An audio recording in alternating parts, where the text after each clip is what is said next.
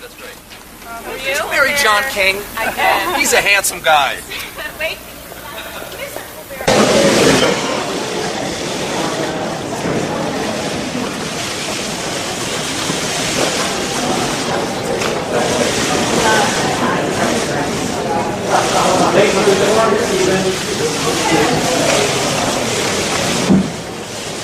I'm happy that Stephen Colbert of the Colbert Report has joined that group of celebrities who will use their media position to benefit others.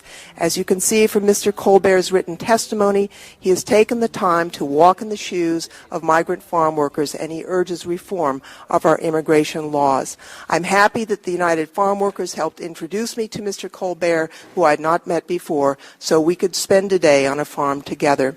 His actions are a good example of how, using both levity and fame, a media figure can bring attention to a critically important issue for the good of the nation. I would like to recommend that now that we've got all this attention, that you excuse yourself and that you let us get on with the three witnesses and all the other members there. I'm not asking you not to talk.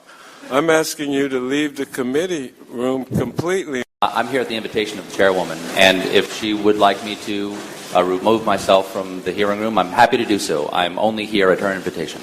I'm actually going to thank Mr. Colbert for bringing the attention to the question of workers in the field. It's always tough to say anything to him because you're not sure what's going to happen in return and what will appear on TV. And I know he would never take anything out of context. So that I guess I might as well quit while I'm ahead. Could I just say that after listening to Dr. Carol Swain, I withdraw my previous request that I had made to Stephen Colbert. Thank you, Mr. Chairman. And we will turn now to Mr. Colbert for his 5 minutes of testimony. Good morning. My name is Stephen Colbert, and I am an American citizen. It is an honor and a privilege to be here today. Congresswoman Lofgren asked me to share my vast experience spending one day as a migrant farm worker. I am happy to use my celebrity to draw attention to this important, complicated issue, and I certainly hope that my star power can bump this hearing all the way up to C-SPAN 1. As we've heard this morning, America's farms are presently far too dependent on immigrant labor to pick our fruits and vegetables. Now, the obvious answer is for all of us to stop eating fruits and vegetables. And if you look at the recent obesity statistics, you'll see that many Americans have already started. Unfortunately, my gastroenterologist, Dr. Eichler, has informed me in no uncertain terms that they are a necessary source of roughage. As evidence, I would like to submit a video of my colonoscopy into the congressional record. Now, we all know there is a long tradition of great nations importing foreign workers to do their farm work. After all, it was the ancient Israelites who built the first food pyramids. But this is America. I don't want a tomato picked by a Mexican.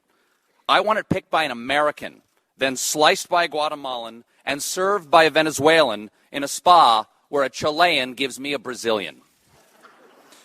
Because my great-grandfather did not travel across 4,000 miles of the Atlantic Ocean to see this country overrun by immigrants. He did it because he killed a man back in Ireland. That's the rumor. I don't know if that's true. I'd like to have that stricken from the record. So we do not want immigrants doing this labor. And I agree with Congressman King, we must secure our borders. Of course, I'm sure Arturo Rodriguez is saying, who then would pick our crop, Stephen? First of all, Arturo, don't interrupt me when I'm talking. That's rude. Second, I reject this idea that farm work is among the semi-mythical jobs that Americans won't do. Really? No Americans. I did. As part of my ongoing series, Stephen Colbert's Fallback Position, where I try other jobs and realize that mine is way better. I participated in the UFW's Take Our Jobs campaign, one of only 16 people in America to take up the challenge. Though that number may increase in the near future, as I understand, many Democrats may be looking for work come November.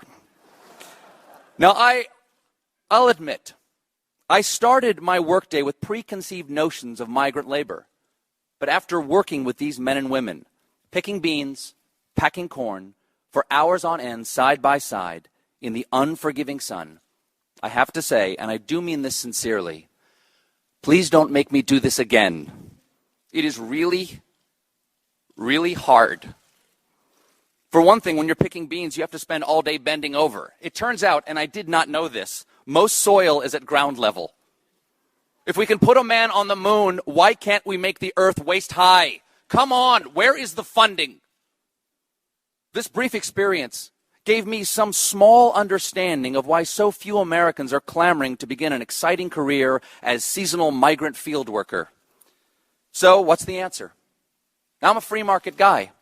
Normally, I would leave this to the invisible hand of the market, but the invisible hand of the market has already moved over 84,000 acres of production and over 22,000 farm jobs to Mexico, and shut down over 1 million acres of U.S. farmland due to lack of available labor. Because apparently, even the invisible hand doesn't want to pick beans. Now, I'm not a fan of the government doing anything. But I've got to ask, why isn't the government doing anything? Maybe this ag jobs bill would help. I don't know. Like most members of Congress, I haven't read it. But maybe we could offer more visas to the immigrants who, let's face it,